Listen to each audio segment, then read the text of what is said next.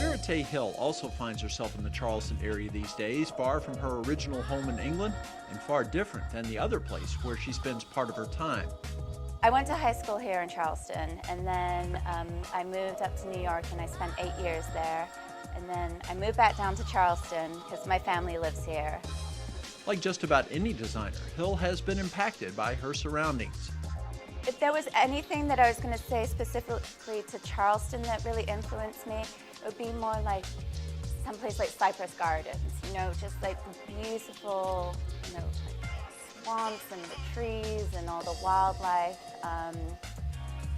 And even, in my back garden, all the like beautiful birds and just like the nature that you normally don't get in the city. Hill also competed as one of the emerging designers at Charleston Fashion Week, and her line definitely reflected the gardens that can be found in this part of South Carolina. All my garments have elements of flowers in them, whether I hand painted them on the garments or handmade the flowers.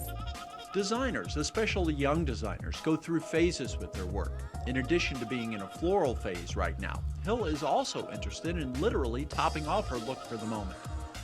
I've definitely, over the past few years have really liked, finishing off the look with a hat. It just kind of completes the whole look and it adds an element, style and something, to be a little creative with. Taken as a whole, the hats and the flowers and the way fabric covers the body harkens back to earlier days.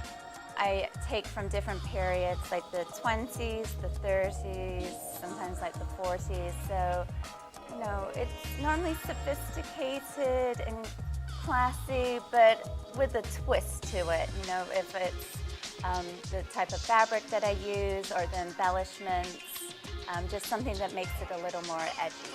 Every designer has an idea of how and when their fashions will be worn. Veritee was not thinking of someone putting on one of her outfits to go run errands. My pieces aren't really something that you're going to wear during the day, just doing your shopping. It would be like you were going to a party, an event. Whichever way things play out, Hill says she has high hopes for the exposure she's gotten through being a part of the Charleston Fashion Week.